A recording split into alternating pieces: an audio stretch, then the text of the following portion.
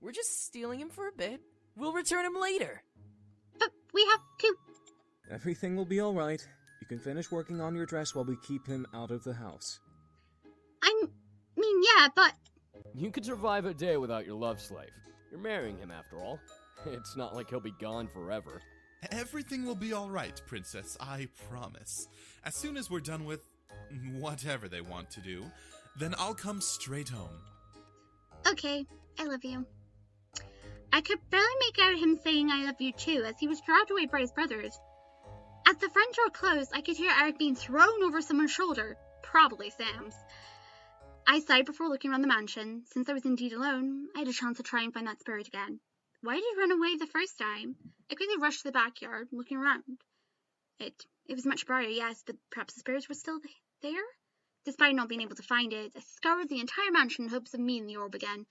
It almost became a game of hide and seek, only I didn't know if the orb was hiding or was gone. After a straight hour of looking, I gave up. The orb was nowhere to be found, and I was certain I wouldn't meet it again. I could only allow it to sigh at the thought, but I shook my head to forget about it at last. It had given me a moment with my love, so I was grateful. I went back into my room and flopped onto my bed, not really sure what to do. I could have organized what I was going to wear with my dress, but I really didn't want to pull my dress out of the garment bag it was in. Staring at the ceiling, I felt my eyelids slowly getting heavy, and soon I was letting my my sudden drowsiness take a hold of me. What was happening? Why did I feel like sleeping? It was close to noon, or was it past noon? Someone couldn't remember anymore. I let myself to fall asleep, blaming the search in the wedding dress that lingered in my mind for tiring me out. My body floated in darkness, met once again by a soft and peaceful lullaby. The snap was peaceful, and I definitely deserved it. My body felt comfortable, my thoughts were lulled into a quiet hymn that accompanied the lullaby in the air. The only thing that would have made it better was Eric. As if the dream wanted to please me, an image of Eric appeared in my mind. He smiled his heart, pulling smirk at me, and I felt myself become warm and fuzzy just from his gaze. As he floated over me, I became entranced in his eyes. His voice wouldn't come out, despite wanting to say his name. My voice, sorry. But I wrapped my arms around his neck and pulled him close to me. He leaned in my embrace and ghosted his lips over mine teasingly. Was Dreamland trying to seduce me in my own dreams? I pressed forward, wanting to kiss him. We both didn't make a sound, but let our kiss relay our love for each other between our lips. My heart pounded in my chest as I wrapped his arms around my waist and pulled me even closer to him. It was strange. He felt so real in my arms. I curled my fingers through his hair, feeling the light copper strands on top of his head. Yet this was a dream. I knew it was a dream. His arms gently ran along my back and waist, not daring to go below it, but making wonderful shivers run up my spine with each stroke. I really liked this dream, and tightening my hold on Eric, letting him know that I enjoyed his touch. Eric eventually pulled away from the kiss and smiled down at me, running a hand over my hair and caressing my cheek. I stared up at him lovingly, feeling a soft swell my lips from the kiss we had shared.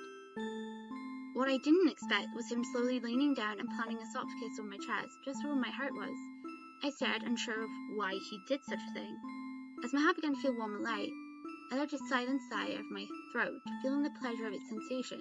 Eric slowly backed away and disappeared, but I continued to feel the warmth of my heart swelling emanating through my veins like a slow adrenaline rush. What was happening to me? Tingling ran across every nerve in my body, making me shiver in delight. Whatever it was, I liked it.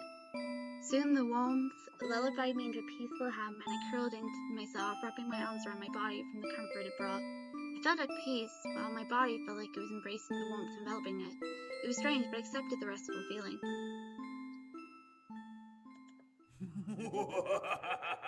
And then you are still not invited to the wedding. I don't care. You're never being invited to the wedding. Wagga! Oh gosh.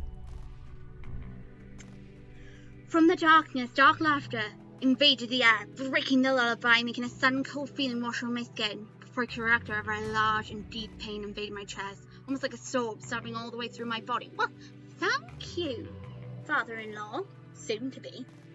You're not invited to the wedding, you're not allowed out of the house, and you're definitely not allowed to see grandchildren. I couldn't see anything of the sort as I looked down at my chest, but my hands tightened over where the pain had erupted from. What's happening? I coughed, feeling blood splash out of my mouth and tipping down my lips.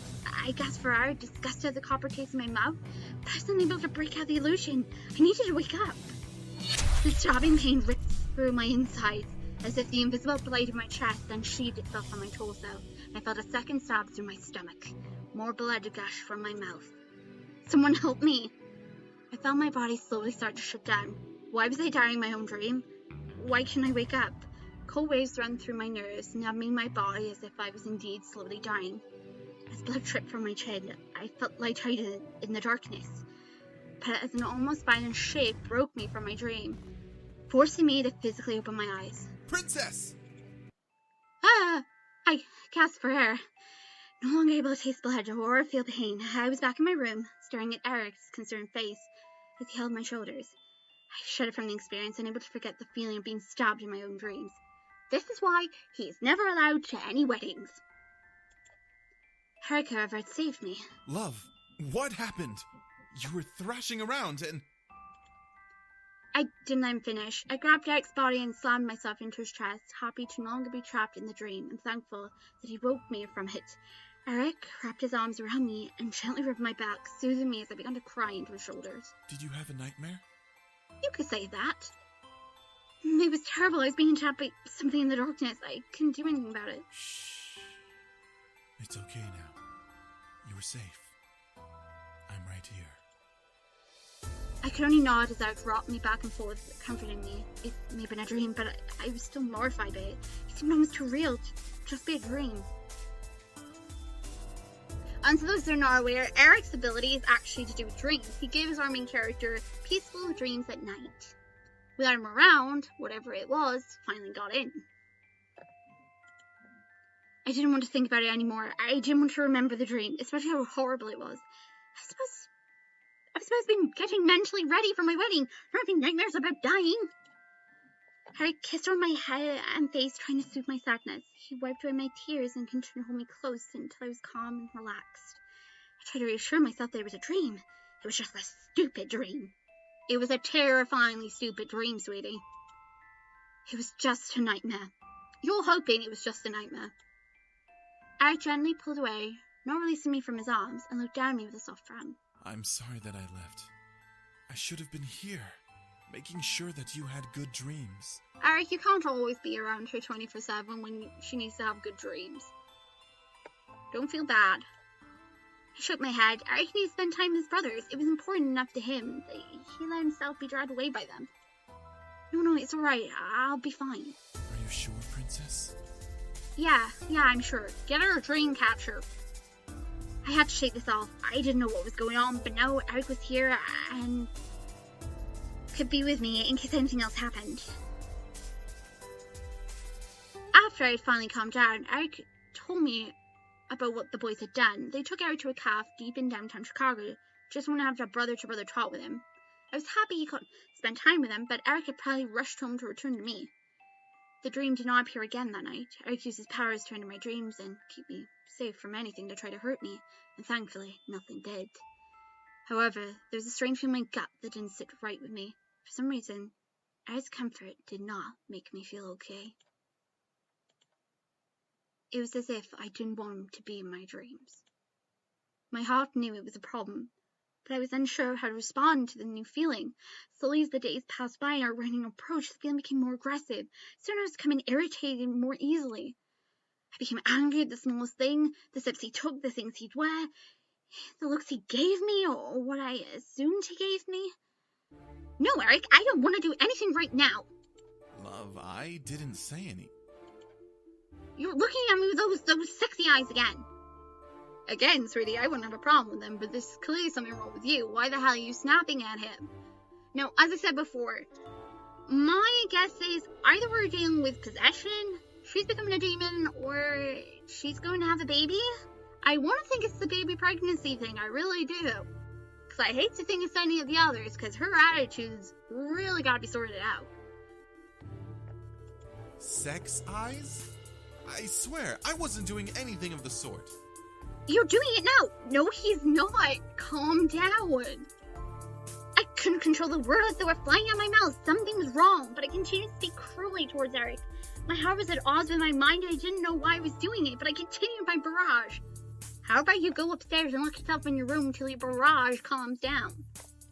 Love, what is going on? What's going on? You are what's... I'm sorry.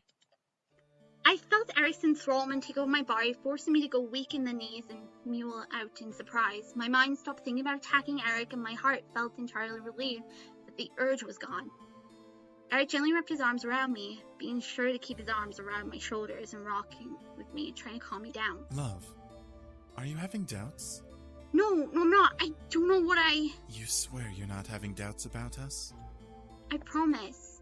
I was able to speak the truth under a spell. It was strange. It was like I was under a curse when I wasn't under his enthrallment. Somehow, despite every little thing Eric did, yet I knew it wasn't true. I loved everything about him, but my mind wouldn't agree. I gripped Eric's shirt, wanting to stay close and show my true feelings for him. Listen to me, okay? I love you so much. If you have any doubts on us getting married, then please just tell me. I don't know what's going on in your beautiful head. I'm pretty sure she doesn't know. I love you too. I really, really do. I don't know what's happening to me. It made no sense. Why did I despise Eric, yet love him? My mind, heart, and body were at odds with each other and I wasn't sure what to do. This went on all the way to our wedding day. Somehow Eric managed to deal with me the entire time, enthrall me when things became rough to keep me calm. The other Incubi tried to decipher what was going on with me, but none of them could figure it out. I was going to marry Eric, and then I was going to figure out what was wrong with me. I knew I still loved him with every inch of my heart, mind, body, and soul, so feeling disdain like this was not natural for me. I had asked Eric to place me under enthrallment for our wedding in case I lashed out again. He reluctantly agreed and stayed with me the morning for our wedding day. I was supposed to dress alone and be by myself, but I needed Eric to keep me in check. I felt ridiculously warm and fuzzy as I stood in the bathroom, having come out of a hot shower with Eric. We didn't do anything together, but he remained close enough to keep me enthralled and remained energized enough to maintain the enthrallment. Eric gently ran my brush through the strands of my hair, being as sweet and as caring as he always was towards me. Because of the enthrallment, I felt each stroke and received so much pleasure from his brushing. It was hard not to moan. Well, love, today's the big day. Yeah, I'm so happy. I truly hope so. I'm the happiest man alive to be able to soon call you my wife. I feel pity on him. Seriously, he's had to deal with her, like, lashing out and everything, and he's saying that right now to her. Oh, I want to be your life. I want you to be my husband. I felt like crying. Why did I have to be enthralled to say such things? I really loved him, but somehow I couldn't bring myself to say it without him casting a spell over me. I looked at me through the bathroom mirror and gently smiled, believing me, and placing a small kiss on my cheek. By the way, are you using a new soap? Huh? I looked at Eric, unsure what he meant. I had used the same soap I always use, so my scent shouldn't have been different. Eric tilted his head back and gently inhaled again before smiling a little wider. You smell different. I kind of like it. I blushed, not because of his enthrallment, but because I didn't know I had a different smell. Was something that off about me? It couldn't have been that drastic, right? This is why I'm saying, as the whole thing with pregnancy, either she's pregnant, she's been possessed, or she's turning into a demon. They're the only things I can think of that would probably cause her scent to change and her attitude. Because she's not acting like she normally would. Even in stressful situations, why the hell is she acting out this part that she's lashing out and hating him? Eric finished brushing my hair and smiled, kissing my head. Alright, time for you to get into your dress. I'm afraid that I can't join in dressing you as much as I want to. Can't see the bride in her gown before the wedding. I also have to get to the ceremony venue to get my tuxedo. However, my enthrallment should stay on you until you arrive. I tried to fight back, but Eric held up his finger. No. I promise that everything will be okay. As soon as I see you, I'll enthrall you again, and we can go through the ceremony as planned. Okay? As much as I wanted to fight it, I was thankful that Eric was willing to go through all this to make sure that I wouldn't throw a fit, despite me not wanting him to in the first place. I agreed and earned a small kiss from him, which I relished. All right. I love you. I'll see you soon. I nodded, smiling back at him before he slipped on his regular clothes and left the mansion. I felt the enthrallment on me embedded and flow through my body, so I needed to hurry and get ready before he wore off. I got dressed in my wedding dress of my dreams and smiled as I prepared my hair and jewelry. I really did look like the perfect bride ready for her big day. Why was I acting out against it? I'd never know, but I was going to fix this after I say I do. As I stared at myself, I could see a small glow around my body. Was it Eric's spell? I giggled, wrapping my arms around myself and enjoying the feel his spell had on me. I knew it. I knew it. That girl has demon magic. Hold on. You mean to tell me the glow around her was not Eric's enthrallment, it was actually her own magic? You guys say, I knew it, the girl had magic, you only because her body is glowing. She didn't do a spell. Well, everybody remember, if you start glowing, you could be kidnapped by demons and imps. So you've been warned. What the? Then quit talking and let's take her. How about no? And seriously, do we not have a bodyguard? The Demon Lord will be so pleased. Wait till I find you two, I will punch you both. Who? They just said Demon Lord. But before I could turn straight for the voices, I felt hands grab hold of my feet and looked down and lifted my dress. 2 pairs of purple-looking hands had taken hold of my ankles, reaching through a dark purple and red pentagram. I shrieked, trying to pull my legs away, but couldn't stop them as they swiftly pulled me into the ground. Seriously, we always get kidnapped nowadays, don't we, with you? Also, did they not think of putting a protection spell or something? Then again, if you're living with a demon, there's no point putting a demon spell up to stop demons, because otherwise you'd be stopping your own soon-to-be husband entering the mansion. Never mind, that wouldn't have worked. But still, I was pulled deeper into the darkness. I was no longer in my room. I was being dragged through a dark void, one that I could not escape.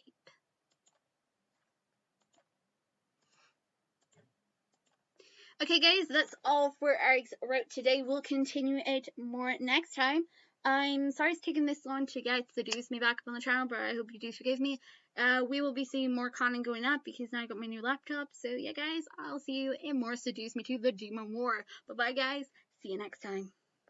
And yes, we will be doing multiple routes at once.